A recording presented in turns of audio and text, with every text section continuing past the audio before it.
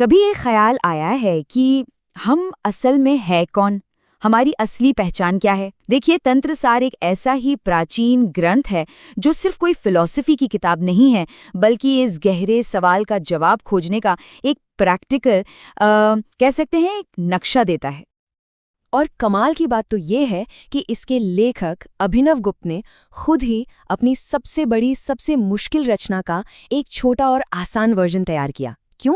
ताकि ये गहरा ज्ञान हर किसी तक पहुंच सके। मतलब सोचिए, जैसे कोई बहुत मुश्किल किताब लिखने वाला ऑथर खुद ही उसकी एक सिंपल समरी बना दे ताकि सब लोग उसे समझ पाएं। तो सवाल उठता है कि कौन थे वो महान दार्शनिक जिन्होंने ये ग्रंथ लिखा? और उससे भी ज्यादा दिलचस्प ये है कि हजारों साल का सफर तय करके ये अनमोल ज्ञान हम तक पहुंचा कैसे? चलिए जरा इसकी कहानी जानते हैं। जरा इस टाइमलाइन पर नजर डालिए। हम बात कर रहे हैं लगभग 1000 साल पहले की, जब अभिनव गुप्त ने कश्मीर में ये सब लिखा, और फिर सदियों तक ये ज्ञान लगभग खो सा गया था। फिर देखिए, 19वीं और 20वीं सदी में कितनी मेहनत से अलग अलग पुरानी नाजुक पांडुलिपियों को खोजा गया, उन्हें कॉपी किया गया, और तब जाके 1918 में ये किताब पहली बार छपी।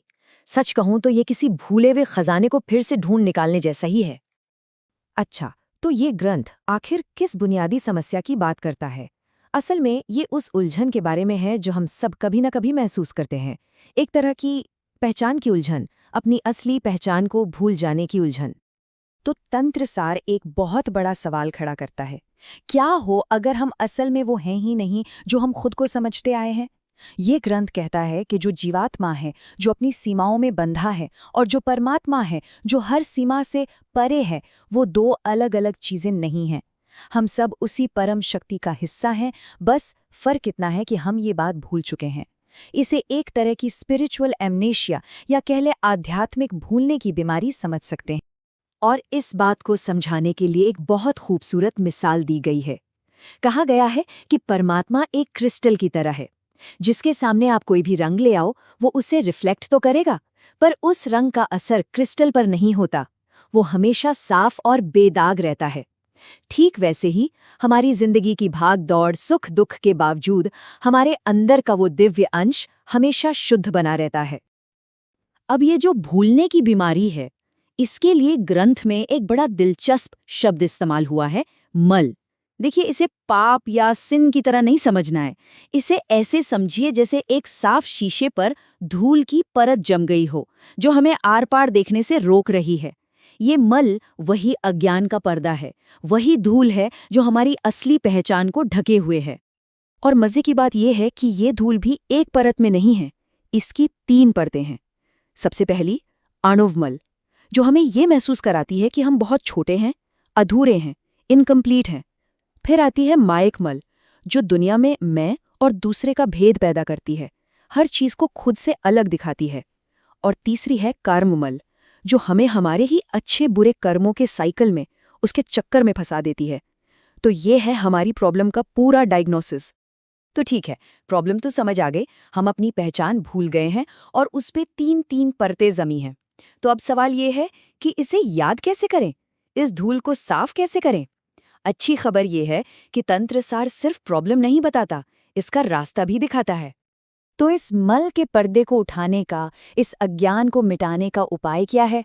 जैसा मैंने कहा, ये ग्रंथ सिर्फ समस्या बताकर छोड़ नहीं देता, बल्कि उस पर्दे को हटाने के बहुत प्रैक्टिकल, बहुत व्यवहारिक समाधान भी देता है। तो चलिए अब उन समाधानों को समझते हैं। और यहाँ जो सबसे गहरी बात है, वो है ज्ञान और मोक्ष का कॉन्सेप्ट। मतलब मुक्ति या लिबरेशन पाने के लिए हमें कुछ नया बनना नहीं है, कहीं पहुंचना नहीं है। हमें बस उस ज्ञान को फिर से पा लेना है, उस सच को जान लेना है कि हम असल में कौन हैं। जैसे ही वो ज्ञान होता है, मल के सारे बंधन खुद ब खुद कट जाते हैं, और वही मोक्ष है, दुखों से पूरी तरह आज़ादी। अब इस ज्ञान तक पहुंचने के लिए ग्रंथ 3 रास्ते बताता है, 3 उपाय। और इसकी खूबसूरती देखे, ये हर किसी के स्वभाव के हिसाब से है। पहला है शांभव उपाय, इच्छा का मार्ग। ये सबसे ऊंचा रास्ता है, जिसमें बिना किसी प्रैक्टिस के सीधे सीधे अपनी असलियत को पहचान लिया जाता है। फिर है शाक्त उपाय, ज्ञान का मार्ग। इसमें शुद्ध विचार और ध्यान का इस्तेमाल होता है, जैसे अहम यानी मैं ही परम सत्य हूँ, इस पर मनन करना। और तीसरा है आर्णव उपाय यानी क्रिया का मार्ग। इसमें जप, आसन, चिंतन जैसी प्रैक्टिसेस का सहारा लिया जाता है।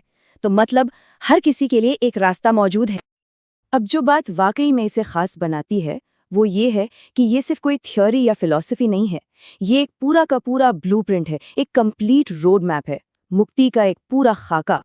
ये पूरा ग्रंथ 22 अध्यायों या आहनिक में बटा हुआ है और हर एक अध्याय इस आत्म खोज की यात्रा का एक जरूरी पड़ाव है जो हमें स्टेप बाय स्टेप आगे लेकर जाता है। और इसमें टॉपिक्स की रेंज देखिए जरा। इसमें ज्ञान के सबसे ऊंचे रूपों की बात है तो अहम यानी मैं कौन हूं, इस पर ध्यान कैसे करें ये भी बताया गया है। तीनों रास्तों को, तीनों उपायों को बहुत डिटेल में समझाया गया है। समय का क्या महत्व है, दुनिया किन सिद्धांतों पर बनी है, दीक्षा कैसे होती है, यहाँ तक कि पूजा के खास तरीके क्या हैं। मतलब शायद ही कोई पहलू हो जो इसमें छोड़ा गया। लेखक अभिनव गुप्त खुद इस बात पर जोर देते हैं। वो कहते हैं कि मैं इस शास्त्र में मोक्ष पाने के साधन बता रहा हूँ, ऐसे सिद्धांत जिनका ज्ञान हमें दुनिया के सारे दुखों से आज़ादी दिला सकता है। तो ये साफ है, ये सिर्फ पढ़ने के लिए नहीं है, ये करने के लिए है। ये प्रैक्टिकल गाइड है। तो आखिर में ये ग्रंथ हमें एक बहुत गहरे सवाल के साथ छोड़ जाता है। सोचिए, क्या हो अगर आत्मज्ञान का मतलब कुछ नया बनना है ही नहीं, बल्कि सिर्फ ये याद करना है कि हम हमेशा से कौन थे। शायद सारी खोज बाहर की तरफ नहीं, बल्कि अपने ही अंदर की तरफ करने की जरूरत है।